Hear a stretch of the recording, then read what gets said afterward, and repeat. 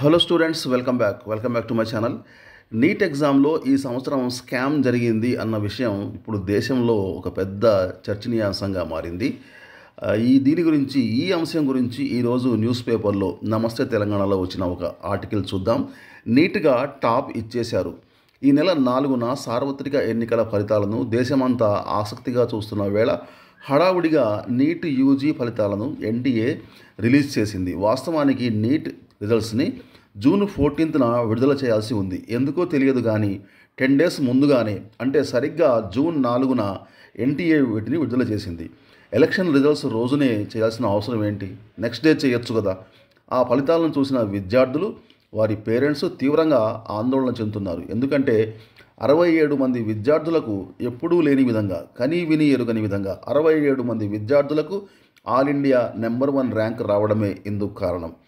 ఎన్నికల ఫలితాలపై ఉన్న ఆసక్తితో ఆ రోజు వాటిపై ఎవరూ పెద్దగా దృష్టి సారించలేదు. కానీ ఆ ఫలితాల్లో జరిగిన అవకతవకలు ఇప్పుడిప్పుడే బయటపడుతున్నాయి. గతంలో ఆల్ ఇండియా నెంబర్ 1 ర్యాంక్ 2 లేక 3 మాత్రమే, మహా అయితే 4 వచ్చేది. కానీ ఈసారి మాత్రం ఎన్నడూ లేని విధంగా 67 మంది టాపర్లే కావడం గమనార్హం. అందులోనూ ఒకే సెంటర్కి చెందిన 6 విద్యార్థులు 720కి 720 మార్క్స్ సాధించడం ఒకంత ఆశ్చర్యానికి, అనుమానాలకు తావిస్తున్నది. ఏడాది భారత్తో సహా 14 విదేశీ నగరాల్లోని 4000కు పైగా పరీక్షా కేంద్రాల్లో నీట్ జరిగింది. 24 లక్షల మంది విద్యార్థులు ఎగ్జామ్కి హాజరయ్యారు.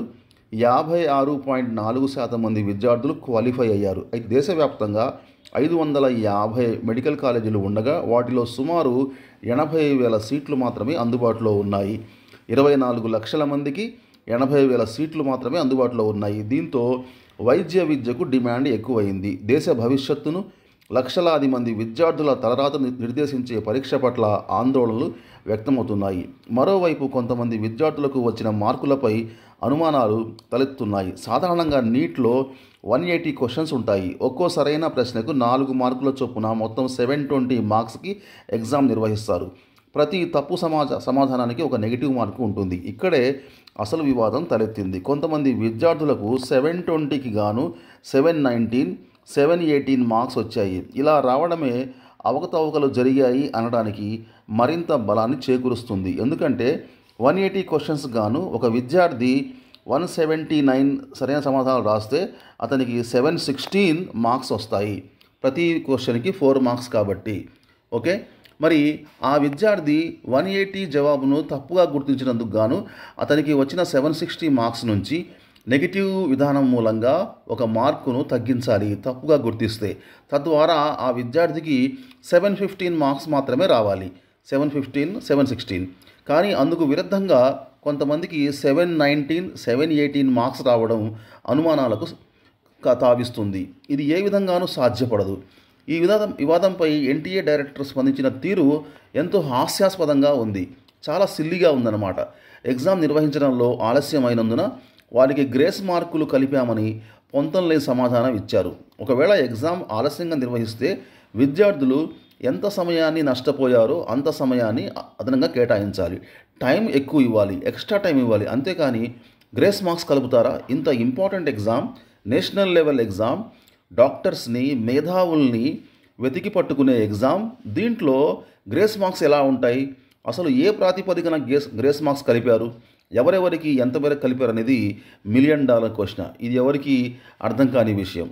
నీట్ ఎగ్జామ్కి సరిగ్గా 5 రోజుల ముందు బీహార్లో ప్రశ్నాపత్రం లీక్ అయిందనే వార్త రావడం కలకలం రేపింది.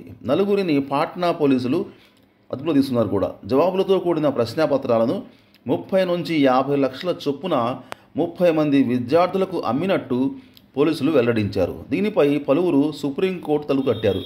ఫలితాలు వెల్లడించకుండా స్టే విధించాలని కూడా కోరారు. కానీ స్టే విధించేందుకు సుప్రీంకోర్టు నిరాకరించింది.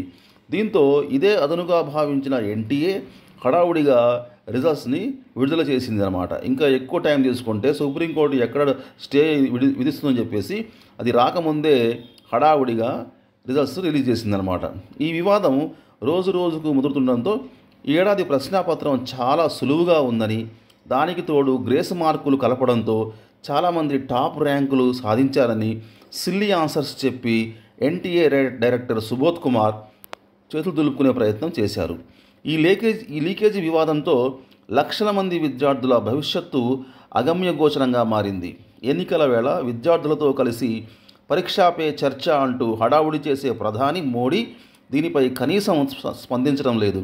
కనీసం సుప్రీంకోర్టు అయినా జోక్యం చేసుకోవాలి. విద్యా సంవత్సరం ప్రారంభం కాకముందే దీనిపై విచారణ చేపట్టేలా చూడాలి. దోషులను గుర్తించి కఠినంగా శిక్షించాలి. అదేవిధంగా భవిష్యత్తులో ఇలాంటి పొరపాట్లు, తప్పులు జరగకుండా చూడాలి. దాంతోపాటు ఈ పరీక్షను వెంటనే రద్దు చేసి విద్యార్థుల భవిష్యత్తుకు భరోసా కల్పించాల్సిన అవసరం ఎంతైనా ఉన్నది. Okay friends, thank you very much. మళ్ళీ కలుద్దాం న్యూ అప్డేట్స్తో. See you very soon. Till then take care. Bye bye. Jai Hind.